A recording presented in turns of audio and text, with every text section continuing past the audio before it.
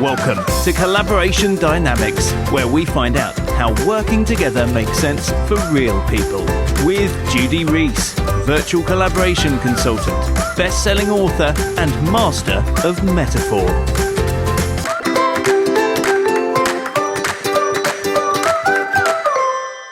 Hello and welcome to the Collaboration Dynamics podcast. I'm Judy Rees and with me today is Adrian Reed. Hello Adrian, and would you introduce yourself please?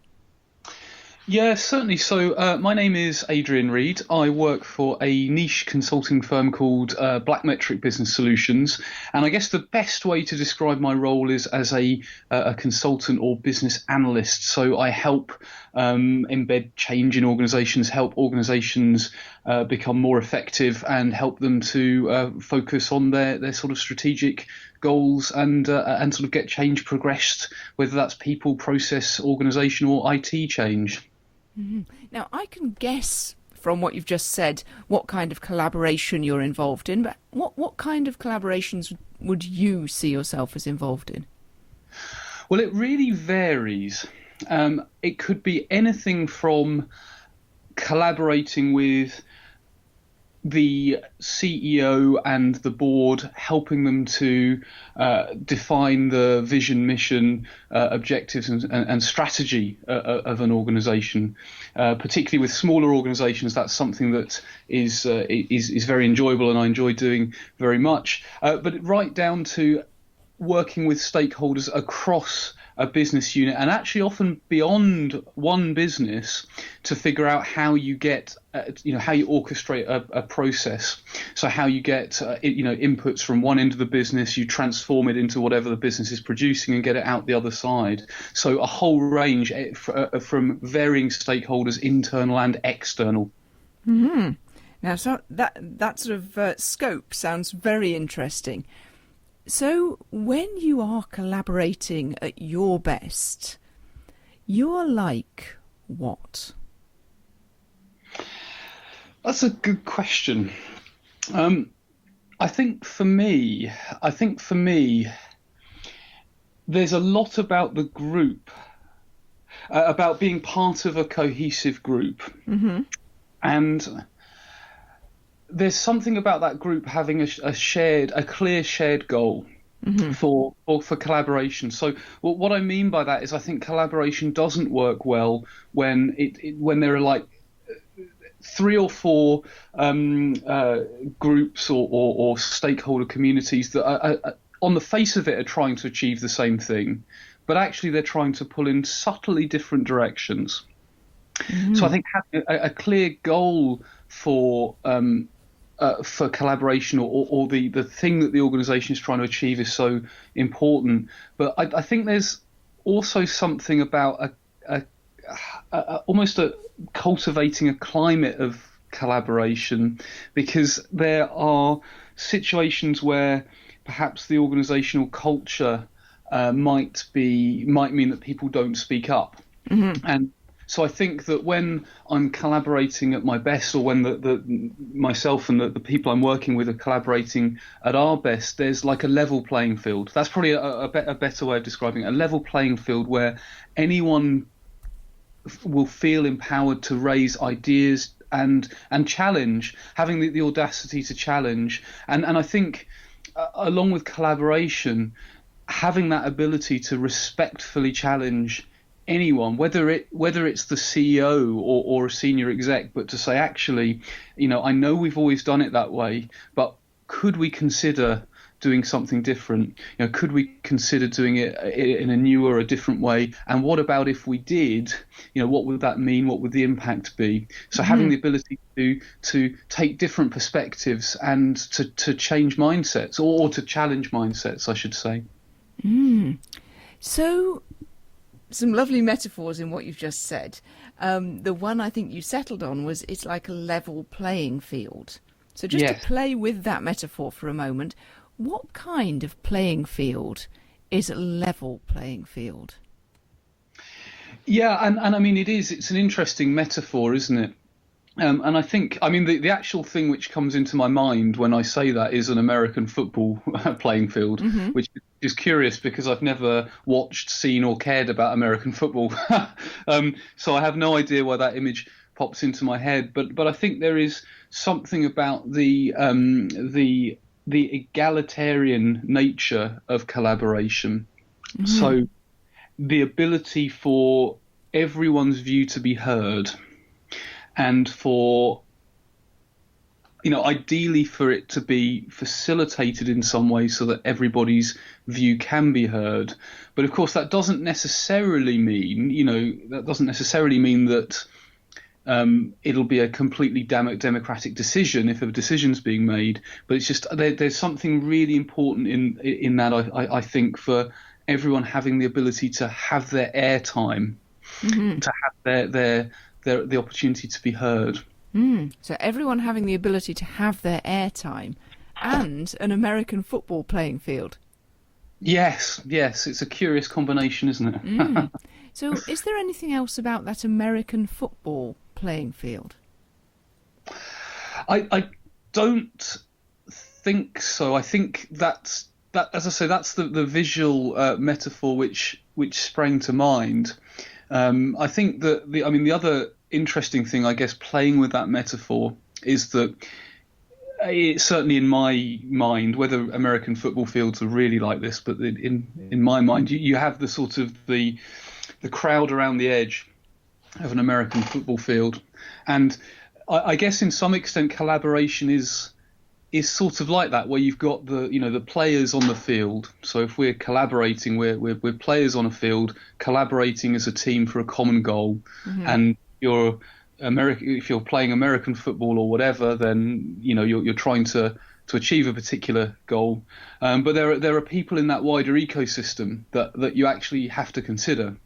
So if you're performing sports, sport is, I guess, ultimately a performance. You want people to watch. If you're collaborating in business, you often have people that aren't part of that direct collaboration that actually have needs and wants, and that might be the customer. It might be that you're in a regulated industry and there's someone sort of metaphorically sitting on one of those seats looking at you as a regulator. So you've got and so you've got that wider ecosystem around the edge of the American football field, to use a metaphor, and you've even got the fast food vendors selling hot dogs and beer, who are part of that ecosystem as well. So it's that collaboration beyond what seems to be the immediate goal, but also the ecosystem surrounding it as well. That's interesting. So when there's that ecosystem, right down to the hot dogs and beer vendors, is that the same or different to people pulling in different directions you mentioned earlier? It's different. There's some similarities. That when I was referring to the people pulling in different directions, to draw a metaphor, that would be what I was referring to is the people who are taking part in collaboration. So that would be like and unfortunately I don't know the names of any of the American football positions, but if they thought they were playing on different ends of the field, if they thought they were on one team rather than the other, then that would be a problem. So the people actually taking part in the collaboration, of course, though, building on that idea, part of the reason that people sometimes pull on different directions, or why there can be conflict or differences of opinion, is because you've got that ecosystem and the external factors playing out on a collaboration situation. So so there's a linkage in there for sure. Oh, by the way, I'm really pleased that you don't know the names of any of the positions on an American football field. I had somebody on this podcast the other week whose metaphor was all about baseball.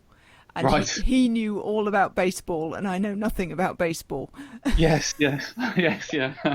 So I guess there really is a level playing field between us. Exactly so.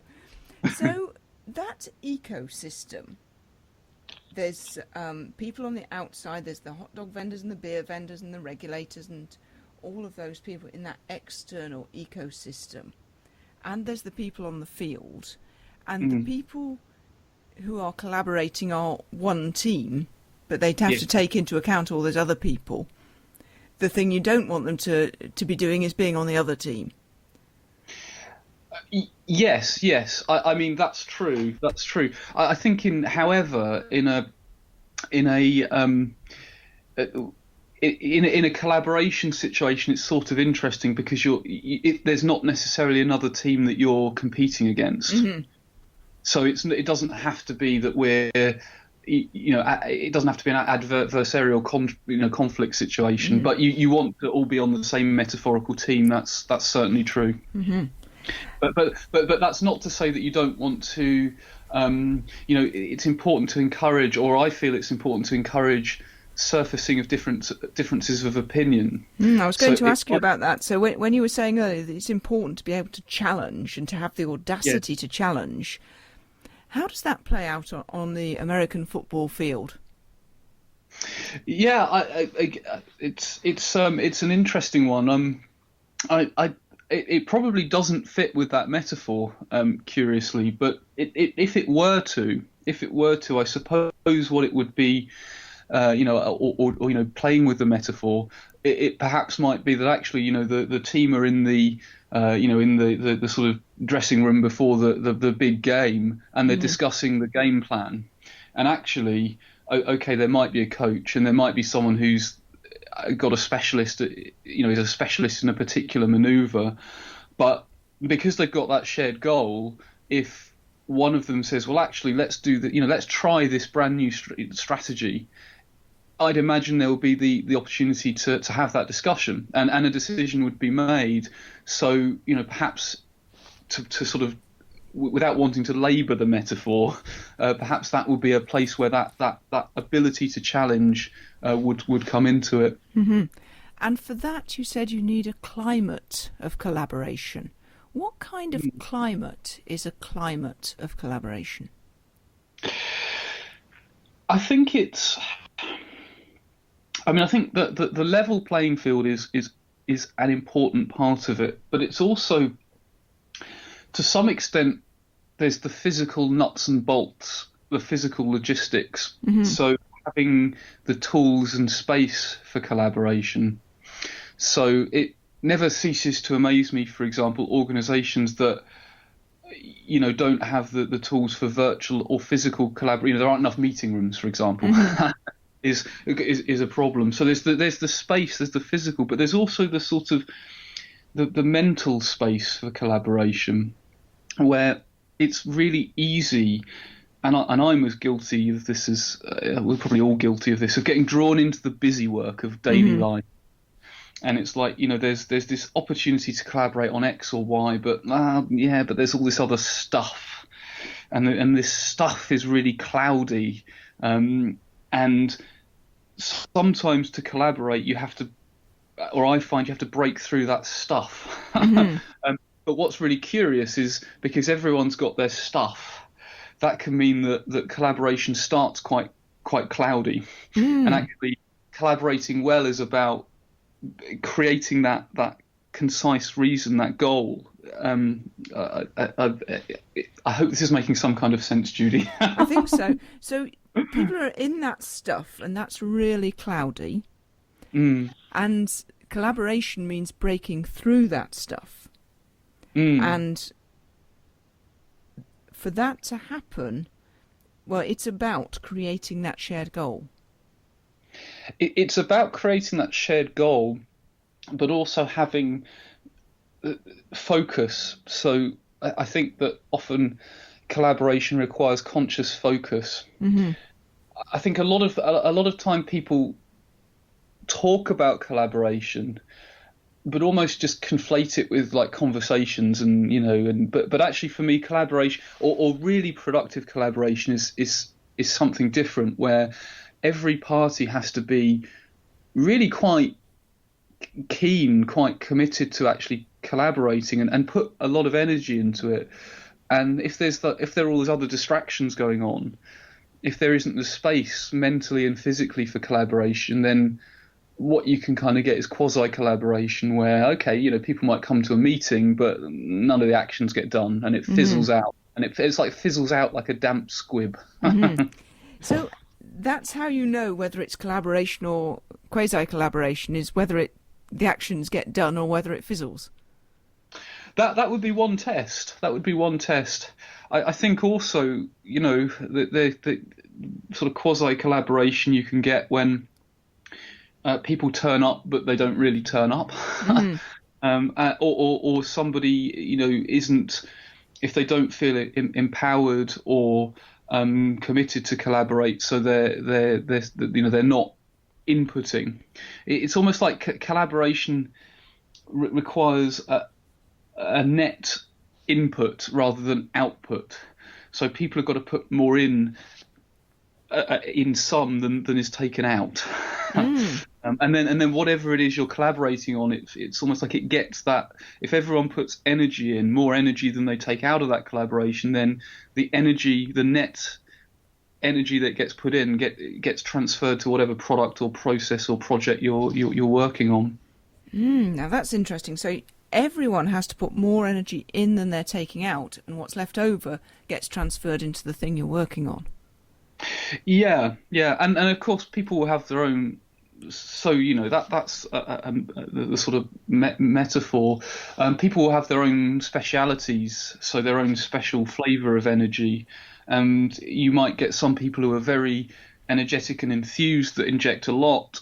Some people might legitimately only have a little bit of time, but providing they can put in what they can put in, the thing still works. The problem is, I guess, when you have like almost like, and this is again a different metaphor, but if you have like energy vampires that just like suck the life out of anything, so it's best to steer away from those if you can. So you need to steer away from the energy vampires. Everybody puts in more than they take out, and with their own particular flavour of energy, and they go in with the conscious focus, because it needs more conscious focus. It's not just going to happen on its own because of all that cloud of stuff. Yeah, and but what certainly isn't the case, I don't think, is collaboration. I don't think has to be a formal, regimented process. So I think the whole thing about the energy, it can be. It could be a chance meeting in an airport where people just happen to be delayed and they think, well, let's have a chat, and we've got a common interest in X. Let's quickly write a paper or whatever, So it can be quite serendipitous like that, or it doesn't have to be a formal way. But if there's a way of transferring those ideas, that energy, is what's important. So a way of transferring that energy is what's important, and part of that is the physical nuts and bolts, the logistics, the tools, the space. Is there anything else that needs to be in place for that to happen? I mean, I think that there has to be the will to collaborate. And that is implied by the energy, of course, and there needs to be a clear view of the shared goal, or to be more accurate, a view of the shared goal needs to be established. So that doesn't have to be there at the beginning, but as part of the collaboration, you need to co-create or decide upon the goal somehow. But nothing else is springing to mind in terms of the metaphors we've talked about. So when you've got all that, then you've got the climate for collaboration. I think in an organisational setting, you'd also need this. I mean, depending on what you're collaborating on, of course, there are. So you need to be supported. Rewinding right back to the American football field, there needs to be an acknowledgement of that ecosystem. So the people sitting around the edge, and it might be that if you're collaborating on something really big, that actually you need the support of the people around the edge. So So, if you're going to change the way you play American football, then you're going to really need to make sure that the supporters are behind you. Otherwise, you're going to have a very disappointing sort of outcome. So there's something about, even if they're not directly involved, having that view on who's impacted or interested in whatever it is that we're throwing this energy in and collaborating on. And what needs to happen for them to be involved? So I think, and it's not necessarily about them being involved in the collaboration. I mean, it may be, but it's more, again, playing with that metaphor of the American football players being aware that they're part of an ecosystem, and taking away, stepping back from that metaphor. It's almost like when we're collaborating, we need to ask the question, what ecosystem are we part of? And that's going to be different for every collaboration potentially, but who else might want to be involved with this, or who else, if we create some output as a part of this collaboration, who's impacted by it, who's interested in it, and how do we, as a team of collaborators, how do we involve, engage, or at the very least inform them that this is happening, and and do we need to get their input, and when do we need to get their input, and how, and so forth. Ooh, so there's so much there. And we're towards the end of our time, so just to backtrack through it, there's all the other people who will be impacted and the question of how to involve and engage and inform them. There's the acknowledgement that supporters are needed. There's the need for a will to collaborate, and collaborations don't have to be formal, they can just be serendipitous, a meeting in an airport. Everyone needs to put in more energy than they take out, and you need to be aware of the energy vampires. And when you've got a quasi-collaboration, it fizzles out and the actions don't get done. Collaboration needs conscious focus, it needs the physical nuts and bolts, and it needs everybody to be on the same team and on a level playing field and willing to have that audacity to challenge. And when that happens, that's collaborating at its best for you. Yeah, I think so. That's actually strung itself together as quite a coherent whole for me. That's a positive. Amazing stuff. So, really interesting to talk to you. If people listening to this want to get in touch with you, how can they find you, and who would you like to hear from? So, yes, there are a couple of ways. So, as I say, the organisation I work for specialises in business analysis training and consultancy. So the website is www.blackmetric.co.uk. So if you're in need of any services around that, do get in touch. But also I have a blog. People describe me as a prolific blogger. I'm never sure whether that's a compliment, but I take it as one. And my blog is www.adrianreed.co.uk.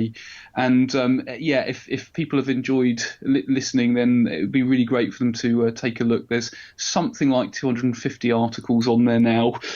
So do sort of sign up if you're interested in business analysis and systemic thinking and that sort of thing as well. Brilliant. Thank you very much indeed. Much appreciated. You've been listening to Collaboration Dynamics with Judy Rees. Ask your questions and leave your comments at judyrees.co.uk.